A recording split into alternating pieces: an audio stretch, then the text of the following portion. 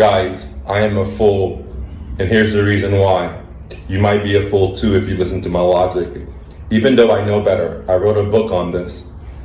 Sometimes in life, I become too greedy. For example, there was this deal I was looking at as a Cannondale road bike. Very nice. The guy just wanted $75. He just wanted it to be gone. And it was a really good deal because I could have made 600% ROI on this. Turned that $75 and sold it for 7 times that amount, 5 times that amount easily, super fast and warp speed. And what I should have done, and what I have it in my book, is say, look, I'm ready to come pick it up right now. Let me come out there. There's no reason to negotiate a deal that is extremely low already. But I was greedy, right? And so I told the guy, I'll do it for 25. And then the guy said, no. I said, okay, I'll do it for 60. Because I knew it still was a great deal at 60 or 75. And the guy said no. So for $15, I missed on the deal. So I waited for maybe 45 minutes and I messaged the guy back and I said, okay, I'll come pay your $75 and come pick it up. And the guy said, dude, I have 3 other guys lined up for it and one's coming right now and I have 2 other people stacked on it. And I guarantee you, all these people coming to pick it up are bike flippers. And they read my book and they stayed with my script. I was the only fool that became greedy. So let me say that again. In real estate, in cars, in boats, when you find a motivated seller, there's 2 types. There's the ones that put their price extremely high or at the fair market level. I guess there's 3 types. The ones that put it extremely high, the ones that put it at the fair market level, and then the ones that put it very low. If you talk to someone that puts their house or bicycle or their property below the fair market level and it's a good deal, then don't be a fool like me. Because even though I've learned this lesson so many times and I wrote a book about it and I consider myself a pretty good negotiator, sometimes the devil comes in and says, maybe you can get a little bit more. Maybe you can knock off this $15. What is $15, guys? Nothing. So by me trying to be more of a greedy person, then instead of saying thank you so much for finding such an easy deal that I didn't have to negotiate, I could just go pick it up for $75. What I should have done, like what I wrote in my book, like this is what I do with real estate, I wanted to shave off of the extra $15. So that me being super greedy, right, got me 0, got me no money. But it got me a good life lesson to reinforce what I've already known in life, which is when you find a property below the market level, there's no reason to try to beat the seller up for it. It doesn't matter if you're talking about a real estate property, a fixer-upper, a Airbnb, or if you're just talking about a bicycle. When the bicycle value is way below the market value, there's no reason to negotiate. All I gotta do is just drive up there and pick it up as soon as possible.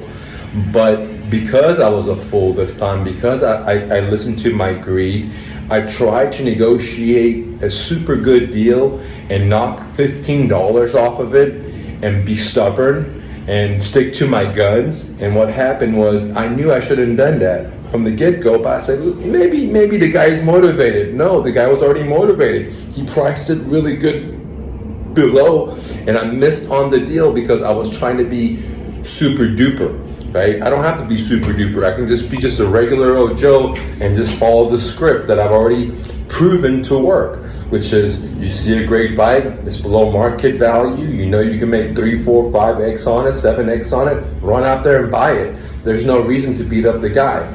But again, even the guy that wrote the book will make a mistake because, I don't want to say we're humans because humans are super powerful because greed sometimes gets in my way.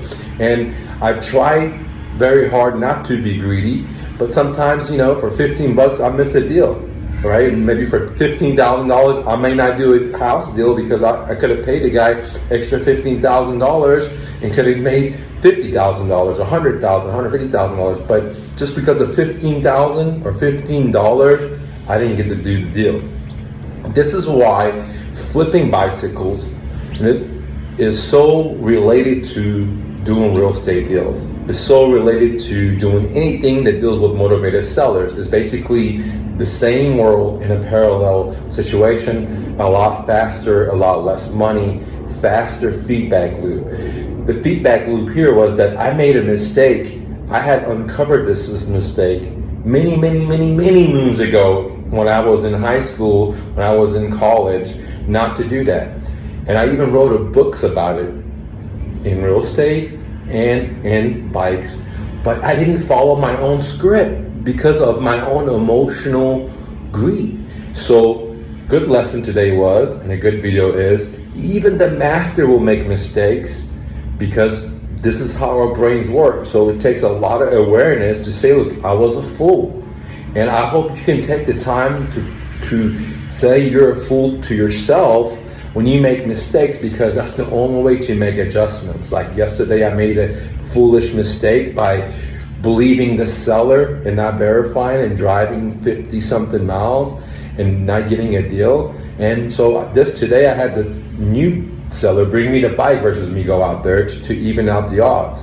And so when you make mistakes and you're conscious about it and you're honest about it, then you can make improvement and adjustments so things can go right. Now, even if you know it, doesn't mean you will apply it every time in your life, just like me. I missed a great deal because I was greedy versus following my own secret method that I had uncovered, that sometimes when the seller puts the price below the market, there's no reason to negotiate. There's no reason to beat them up.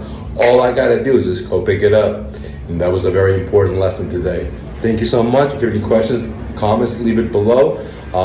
This is day 4 still of the Flip It On Challenge, and I'm giving offers and ready to go pick up some more bikes. Thank you.